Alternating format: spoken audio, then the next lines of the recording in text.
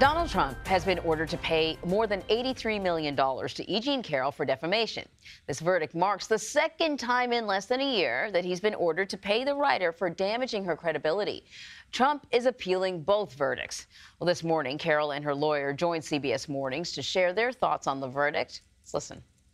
Who can conceive of $83 million? Yeah. I am a mere human. I thought asking for $24 million was way over the top. That scared me to death.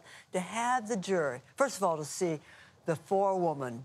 This was 9 people on the jury, 7 men, only 2 women, and the person who was in charge of it was a woman. She stood up as soon as we saw it was a woman standing up. We were sort of filled with hope.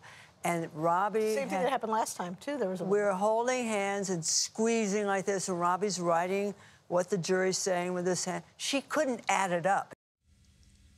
All right, so for more on this, we're joined by CBS News campaign reporter Katrina Kaufman. I was like, whoa, because the last verdict was, what, 10 million? 5 million. So this is way more than the last time around.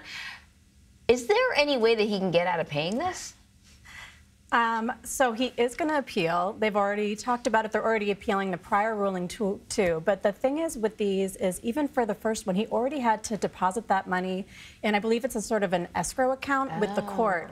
And so, again, he's going to have to put this money down. I believe it's either the full amount with the court or he is able to get a bond potentially for 20%, I think it is, but he also has to find a financial institution that will do that. So I think this money might be tied up for a while in the appeal process, but he can't just get out of putting down any money right now. So this is going to affect him, and you have to remember that potentially this week we're going to find out about the New York civil fraud ruling as well, and Attorney General Letitia James has asked for $370 million there. I mean, we don't know what Judge Arthur Engoron is actually going to award, but, you know, combined, this would be a really big hit for Donald Trump right now. Yeah, it would not be a good couple of weeks in terms of court battles. So let's actually kind of go through the other cases. But let's start with the other one in New York, which is huge because that could affect his business, not just now, but down the road.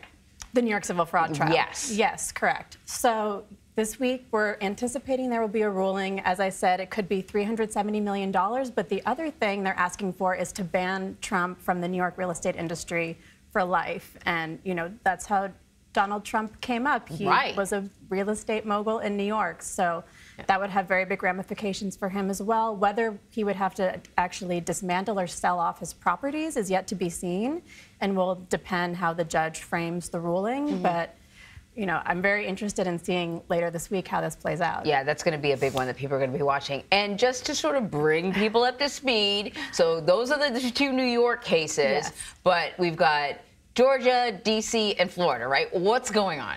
Yeah, I mean, I'd like to add, so there's also the New York hush money case coming up, and it was interesting because we noticed in the courtroom at the Carroll trial that 3 of the Manhattan prosecutors from that case were there the day Trump was testifying, along with one of Trump's own lawyers from that case. So it really felt like they're starting to scope out what he's going to be like on the stand in the courtroom, and because that's Stormy Daniels' case, right? That's the Stormy Daniels case, which the prosecutor, or Alvin Bragg, is actually sort of trying to frame as an election interference case now as well. I think he's trying to focus on the significance of that case as things are looking more and more tenuous for the D.C. election interference case, which is Jack Smith's case, and that is currently very much in a precarious place because of the immunity appeal that's been going on. Trump is trying to claim presidential immunity. In the meantime, that case has been put on hold.